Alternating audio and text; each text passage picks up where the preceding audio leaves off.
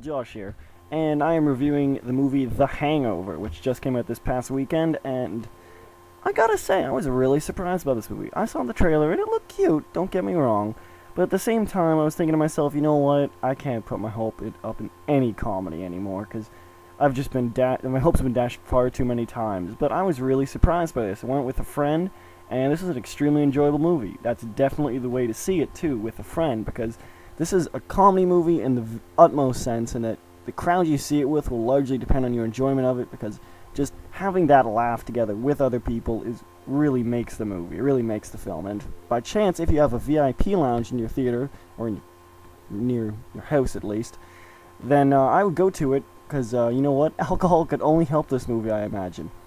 But having said that, I did see this not under the influence, so I could make a clear and fairly concise, as much as I can, review. So, to start off, why is this movie so effective? Well, the story is a decent setup. It actually has a lot of potential. Basically, four friends go to Vegas because one of them is just about to get married, and they go for his bachelor party to have a night of drunken debauchery, fun, and just general insanity before he gets married and has to settle down. They wake up the next morning with, if you know the title of this movie, the biggest hangover on the planet. Now, varying circumstances led them to this point, but they can't remember anything.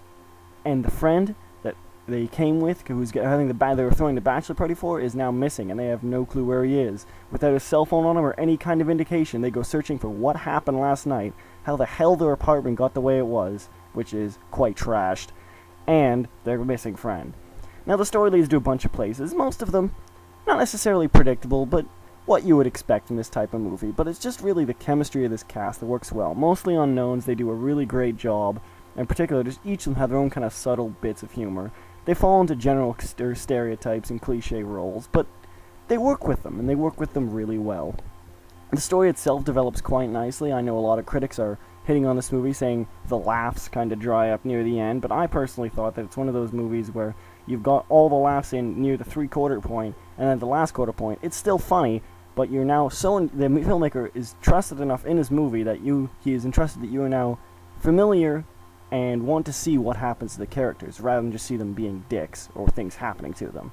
And I think that shows a lot of confidence, both on the filmmaker's part, and in the audience's part, because a lot of filmmakers, they really ham it up, and just really almost insult the audience's intelligence, whereas this movie does not.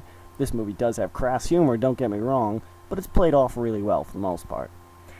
Now, like I said, the acting is all great. There is a surprise cameo by Mike Tyson, who, actually I think it's in the commercial I said, so not much of a surprise, but actually he does he's a really funny bit. He's not quite just a cameo, he's in it for about 10-15 minutes, I would go to say, and he really, he acts like Mike Tyson, but not the generic Mike Tyson that you know. It's a good change for him, actually. I hear he's made a recent documentary about his life and trying his hand at filmmaking. I'll have to catch that sometime. But that's besides the point. Moving on, the effects and music the effects basically non-existent for a movie like this, but what they did have was very cool. A lot of props. The actual apartment that they wake up in, man, that is one crazy wrecked place. They did a really good job kind of doing that up. As for the music, fantastic. It's not necessarily music that you'll recognize right away, although the commercials music you will, and I won't say any more, but the music itself suits the situation really well. You'll find yourself probably humming some of it when you leave the theater, largely because this is one of the few movies that has a victory roll on the credits, which is pictures or video that happen alongside the credits. And it's a long time since a movie had this, and frankly, it can get rather presumptuous when someone does. This is mainly something from the 80s and early 90s that these used to be used, but it's no longer used for some reason. And I guess that's just because, frankly, none of the movies deserved it.